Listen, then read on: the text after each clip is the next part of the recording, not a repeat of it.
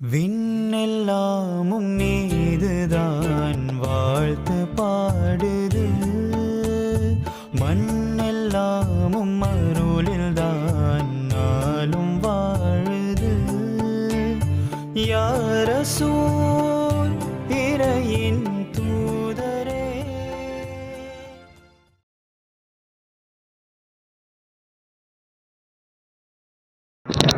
அல்ஹம்துலில்லாஹ்.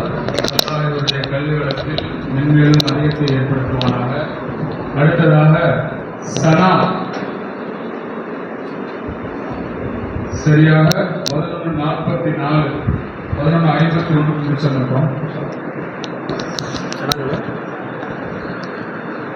अस्सलामु अलैकुम रहमतुल्लाहि बरकातुहू நஹ்மதுஹு வ நுஸல்லி அலா ரசூலிஹில் கரீம் அம்மா பஅத்.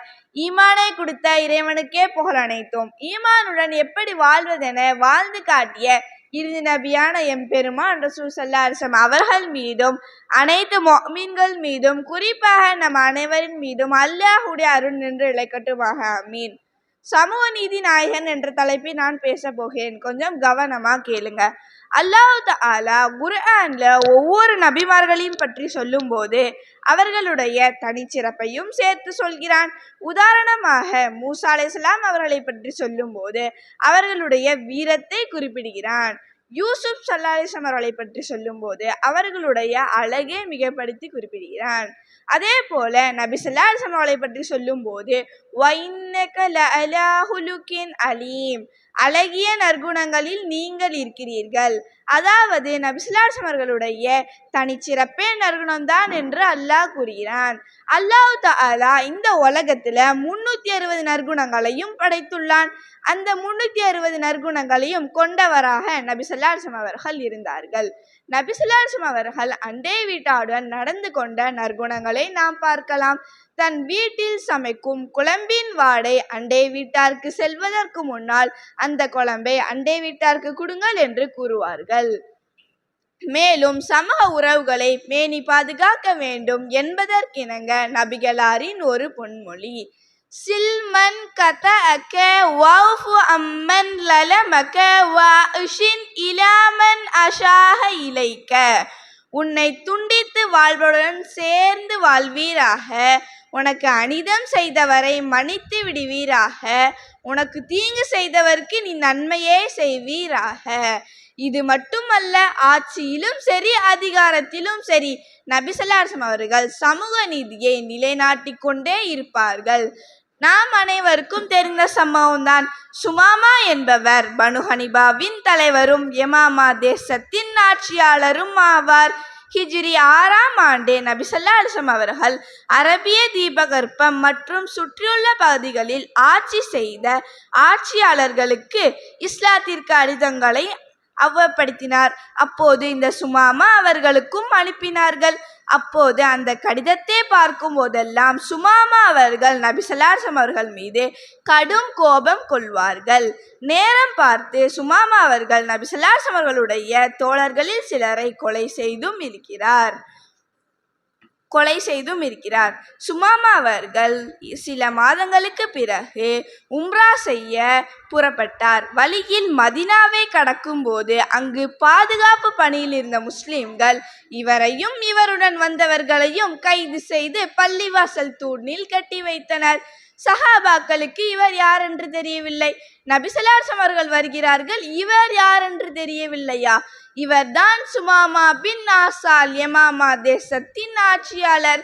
இவருக்கு காலை மதியம் இருவேளையும் உணவும் காலை மாலை பாலும் அளிக்கும்படி உத்தரவு விடுகிறார். இவருடன் நபி ஸல்லல்லாஹு அலைஹி வஸல்லம் அவர்கள் 3 நாளும் உரையாடும் போது ஒரே பதிலை கூறுகிறார், நாயகமே, நீங்கள் என்னை தூக்கிலிட்டாலும் சரி அதற்குரிய குற்றவாளி நான். அதே வேளையில் நீங்கள் என்னை மன்னித்து விட்டாலும் அதற்குரியவாறு நன்றியுடன் நடந்து கொள்வேன் என்றார் சுமாமா. இவருடைய மன ஓட்டத்தை அறிந்து இவரை விடுதலை செய்யுங்கள் என்று கட்டளையிட்டார்கள். விடுதலை பெற்ற சுமாமா எதிரே உள்ள பேரித்த தோட்டத்தில் குளித்து நபிகளாரிடம் வந்து, நாயகமே, இதற்கு முன் வரையிலும் உங்கள் மார்க்கம், உங்கள் ஊர், உங்கள் முகம் மிகவும் வெறுப்பானதாக இருந்தது. ஆனால் இப்பொழுது உங்கள் மார்க்கம், உங்கள் ஊர், உங்கள் முகம் மிகவும் பிரியமானதாகிவிட்டது. நாயகமே, உங்கள் கரத்தை நீட்டுங்கள், நான் கலிமா ஏற்கிறேன் என்றார். அவர் கலிமா சொன்ன பிறகு, நாயகமே, உங்கள் தோழர்களில் சிலரை நான் கொலை செய்து இருக்கிறேன், அதற்கு பரிகாரம் என்னவென்று கேட்க, லா தஸ்ரீப அலைக்க யா சுமாமா, இன்னல் இஸ்லாம யஜுப்பு மா கப்லஹு, நிச்சயமாக உன் மீது எந்த குற்றம் பிடிக்கப்பட மாட்டாது. இஸ்லாம் ஆகிறது அதற்கு முன் செய்த அனைத்து குற்றங்களையும் அழைத்து விடுகிறது என்று கூறி அவருக்கு இஸ்லாமிய உம்ரா முறையை கற்றுக்கொள்கிறார்கள். இவர் மக்கா சென்று தல்பியாவை மொழிகிறார். இவர்தான் முஸ்லிமாகி தல்பியாவை சொன்ன முதல் நபர் என்று வரலாற்று ஆசிரியர்கள் குறிப்பிடுகிறார்கள்.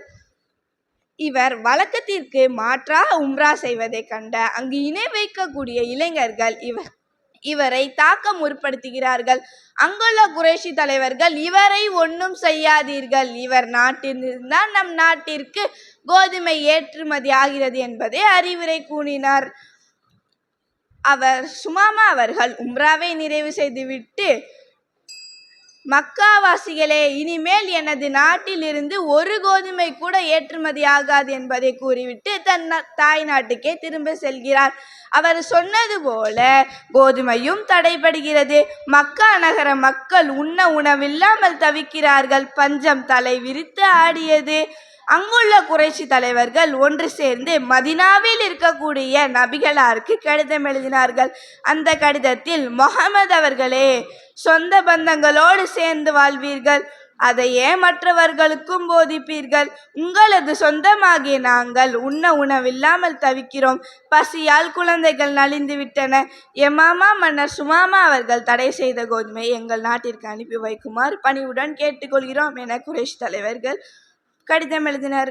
அந்த கடிதத்தை பெற்ற சுமாமா மக்காவுக்கு கோதுமையை ஏற்றுமதி செய்ததாக வரலாற்றுகளில் நாம் படிக்கிறோம். எனவே சமூக நீதிக்கு வித்திட்டவர்கள் நபிகளாரே ஆவார்கள்.